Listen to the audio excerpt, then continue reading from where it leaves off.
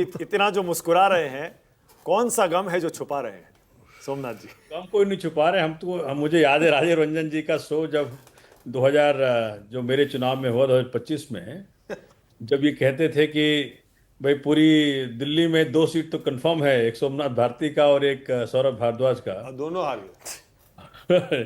ठीक है। मुझे ये याद है कि मानक जी आप भी समझें कि जब मैं लोकसभा चुनाव लड़ा उस वक्त नई दिल्ली विधानसभा ने मुझे जिताया, दिल्ली कैंट ने जिताया, आरके पुरम ने जिताया। उस वक्त वोटर्स की संख्या थी 1,48,000 नई दिल्ली विधानसभा की।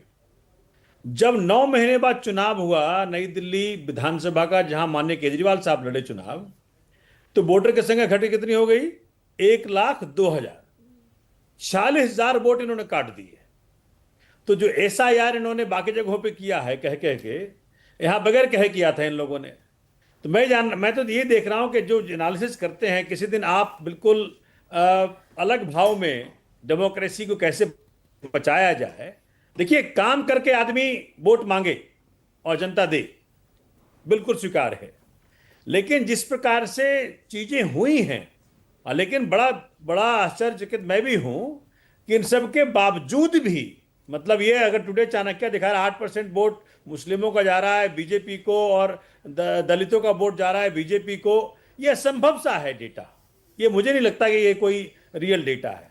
और इसलिए मैं कह रहा हूं कि आप देखिएगा, हम 4 तारीख को अगर बुलाएंगे तो मैं आऊंगा, कि आप TMC सरकार चौथी बार बनाएगी। ठीक है, ओके। ममता दी का एक कद ऐसा हो गया है कि पश्चिम बंगाल इनको छोड़ेगा नहीं। ठीक है, ओके, ऑल राइट। तो मुझे एक ब्रेक लेना पड़ेगा, लेकिन ब्रेक पर जाने से पहले ये आंकड़े फिर से देख लीजिए। टुडे चाणक्य का स्टेट एनालिसिस बोल रहा है पश्चिम बंगाल में बीजेपी को 192 सीटें मिल सकती हैं, TMC को 100 सीटें मिल सकती हैं, यानी 2/3 बहुमत के साथ बीजेपी की सरकार आ सकती है पश्चिम बंगाल में। ये टुडे चाणक्य का स्टेट एनालिसिस यहां कह रहा है। +-11 भी कर लीजिए, गलती की गुंजाइश है।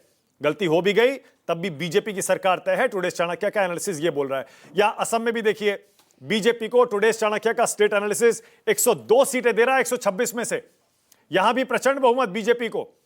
तमिलनाडु में देखिए DMK प्लस की सरकार दिखा रहा है टुडे चाणक्य, और केरल में भी UDF को आगे दिखा रहा है टुडे चाणक्य। लेकिन त्रिशंकु विधानसभा की संभावना केरल में भी बन सकती है, और वहां पर LDF और बीजेपी दोनों